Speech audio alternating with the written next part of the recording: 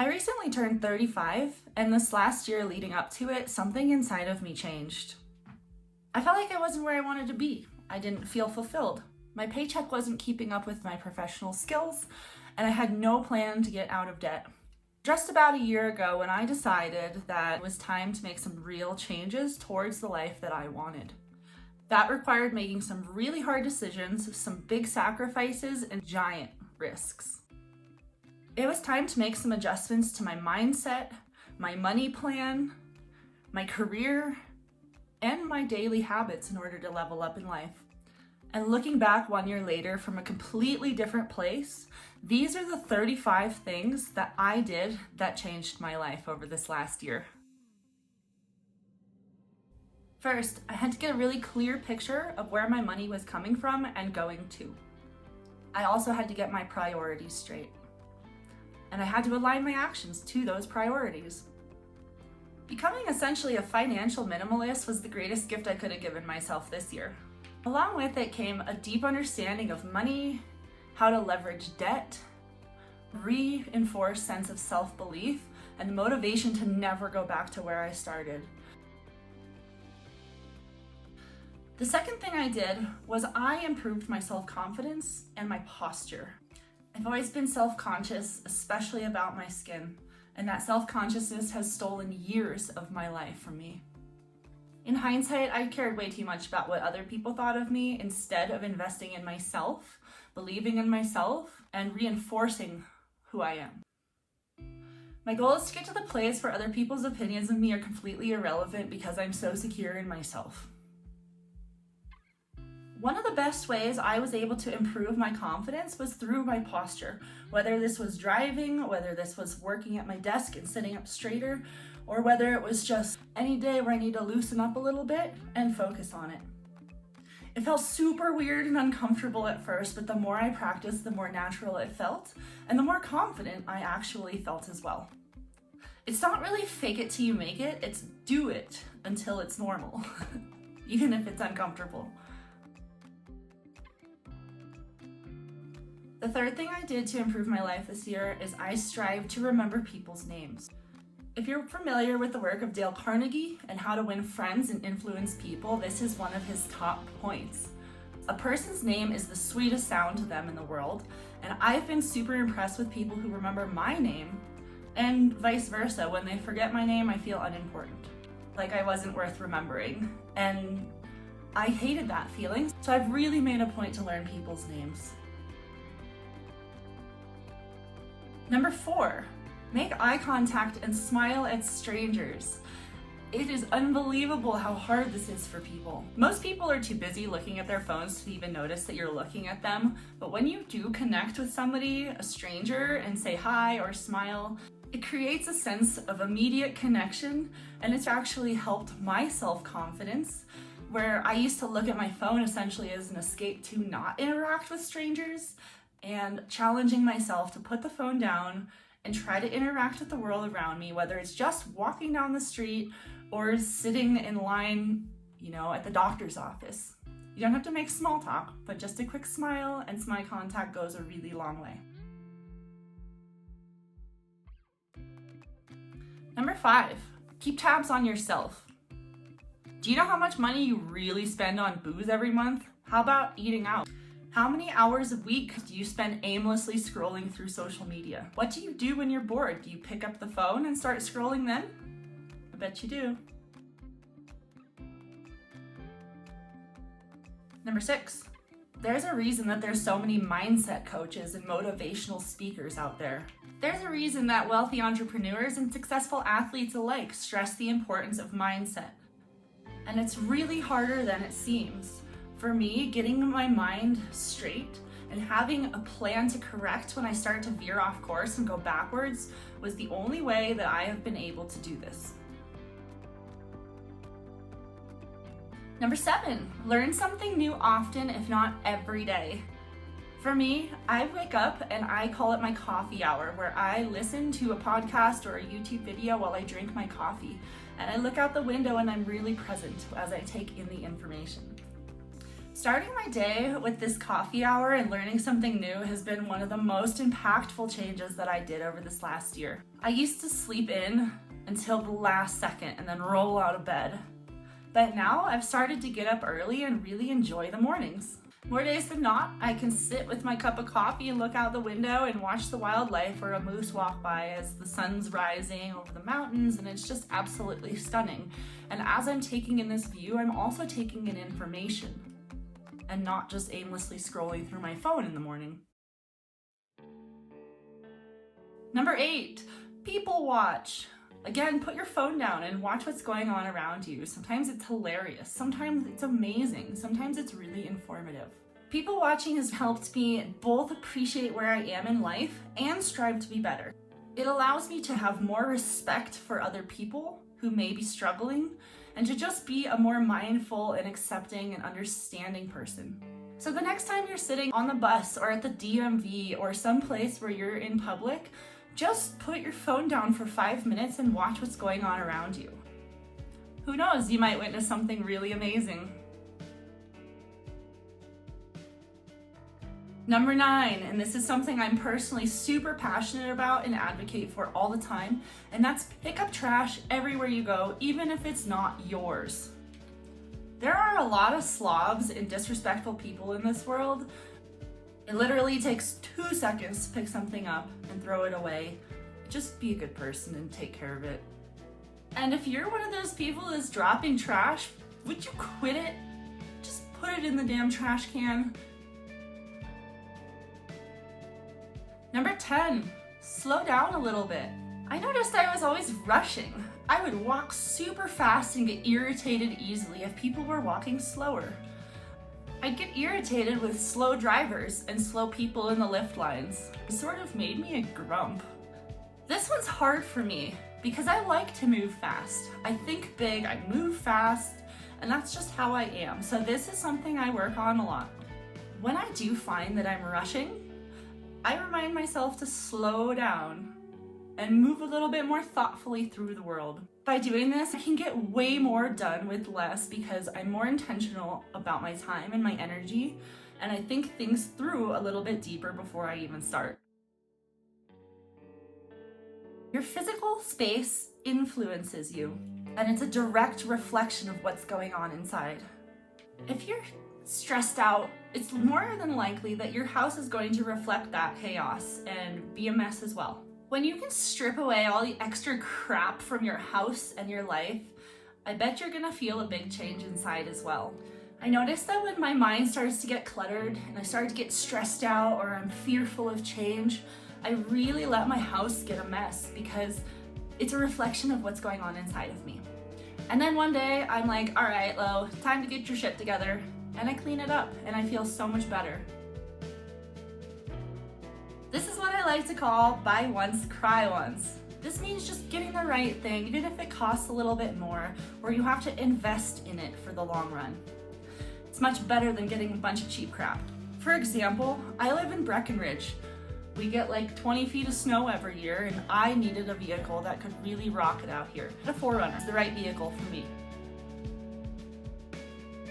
Instead of buying a brand new TRD Pro off the lot, I got really clear about what I wanted and what I needed, and I found myself a 3-year-old SR5 Premium with some really cool upgrades like heated leather seats and a moonroof, and I went for it. It wasn't the absolute top of the line with all the bells and whistles, but it was plenty for what I wanted, and I knew it was going to be something that would last me for a really long time. And I just hit 100,000 miles, by the way. I've had it for about 5 years. Number 13, spend time with dogs and animals. No explanation needed here. Usually your best thought is your first thought. Have you ever heard of analysis paralysis? It's basically when you give yourself too many choices and too much time, you start to overthink everything and question everything. Go with your gut, stand by your decision, and move on. Have you ever had an awkward silence that you just start talking because it's uncomfortable and you want to fill the gap? Me too. Challenging myself to not fill every silence with words has helped me avoid more awkward situations and get comfortable in my skin. Number 16, laugh at yourself often.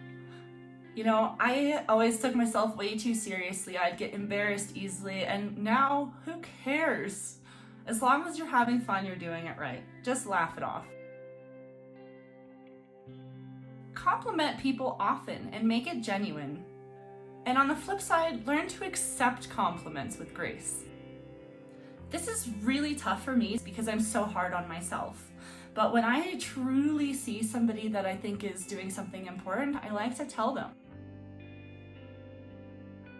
Get over the fact that you're not going to click with everybody and not everyone's going to like you. I mean, do you like everyone? Yeah, I didn't think so. Who cares? Get over it. Instead of giving them any energy, redirect that into yourself to become the best version you can be and to continue on your path. If you're unhappy with your life, make a change. Take back control.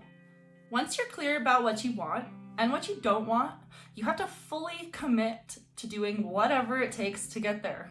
And you have to be consistent with your thoughts, actions, and decisions until you reach it. If any one of those pieces is not there, you are not going to change. So get clear, get committed, and get consistent, and you'll be amazed at how your life changes. Excuses are easy. Change is not. Your reasons for changing must be stronger than your reasons for not changing. I talk a lot about excuses because I hear them a lot. Do you ever have the friend who calls you with the same problem every few months, but then never does anything to change it? Excuses are easy. Change is not.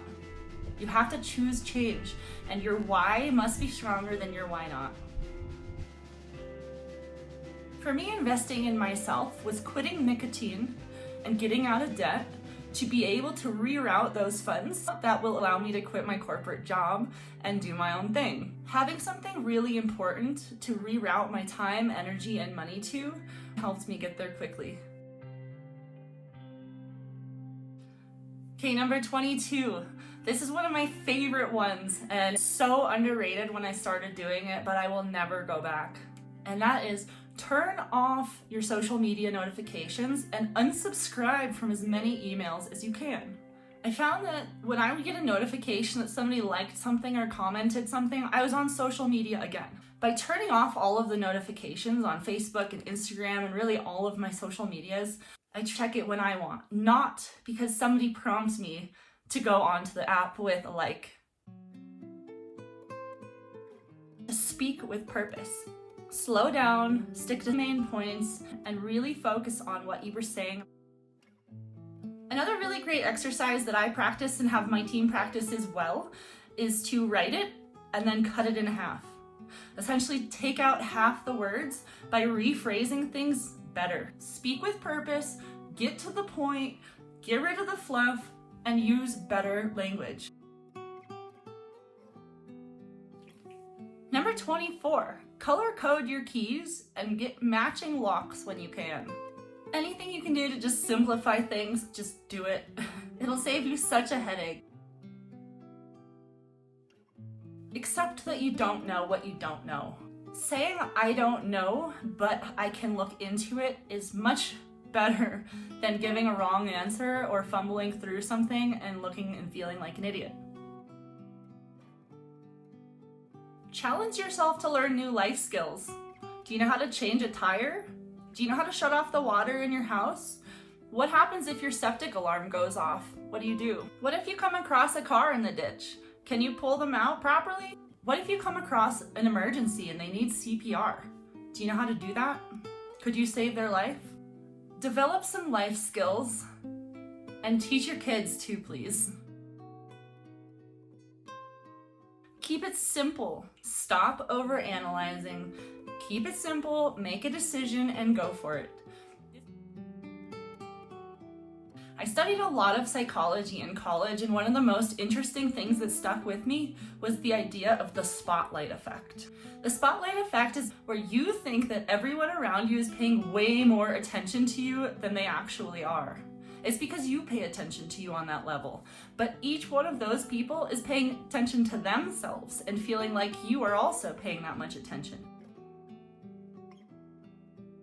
Stop underestimating yourself and your skills. You have developed some unique skills and experiences, and those are transferable. So don't sell yourself short. Run towards the tough stuff. This is essentially facing your fears, doing what's really tough to do, and being better because of it. You have to go through it. You can't go around. Practice making informed decisions. Often I see people relying on advice and recommendations from other people who maybe have zero experience or are coming from a completely different place. Learn what you can about as much as you can and make an informed decision that's correct for you. For example, when I'm buying a snowboard, I'm not just asking people what they like, I'm finding out what I like, and then I'm finding out what boards match that. And then I narrow it down to one that is closest to what I need for my height, my weight, my riding style, my ability level, my on-mountain goals. But if I were just to listen to somebody who liked something else, I'd be on the wrong thing. What's right for one person might not be right for you. It's important to do your own research and learn to make informed and educated decisions for yourself. Clean up your public profile. Seriously, when's the last time you Googled yourself or went through your whole Facebook, every profile picture, every post to verify which ones are public, which ones are private, and which ones should just be deleted altogether? Those party pictures from high school still public on your Facebook? Yeah, you might want to take care of those now. Hold yourself accountable. I don't mean holding yourself to unrealistic standards or beating yourself up when you're not perfect. I mean take responsibility for your life and start making decisions that are going to get you closer to where you want to be. That's going to require cutting out everything that's holding you back. But once you learn to trim the fat, you're going to be really shocked at how much progress you can make. This past year, I cut 2 things out of my life that changed the game. The first was nicotine. The second was my corporate job. Neither of them were supporting my goals. Neither of them were getting me towards the life that I wanted. They both had to go. Get specific about what you want, what that looks like, what it's going to take to get there, and why you want it to begin with. For example, the other day I was trying to reprogram my garage remote, and so I said, "Hey Siri, how do you program a garage remote?" And it gave me this huge list of Google things to look through. It was instantly overwhelming. So I started over and I said, "Hey Siri, find me a video that can teach me how to reprogram my remote." And right away I found a perfect video, and 5 minutes later my garage was programmed.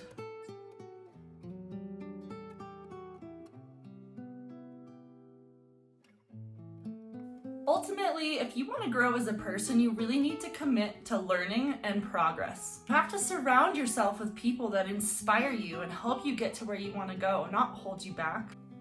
You must invest in yourself, and you must be aware of how you show up publicly, both online and offline. Be mindful of where your time and energy is going. Make sure it is directed towards things that are going to get you further. After all, life is about change, so learning to adapt, taking control, and using your decisions and your actions to move you towards those goals is the only way. This is how you shape the life you truly want. Thank you for watching, and if you found this video valuable, please let me know with a like, and I'd love to hear your thoughts in the comments if you use any of these techniques, or if you have other ones that you like that I didn't mention. And if this is your first time to my channel, I'm Lo. I'm a snowboard-obsessed mountain girl from Brecken, Colorado, who's passionate about the outdoors and helping people level up in life. By embracing minimalism, I've been able to take back control of my life, free myself from $50K in debt, and step into my true dream life. My goal with this channel is to help others do the same. Thanks again for watching. I'll catch you in the next one.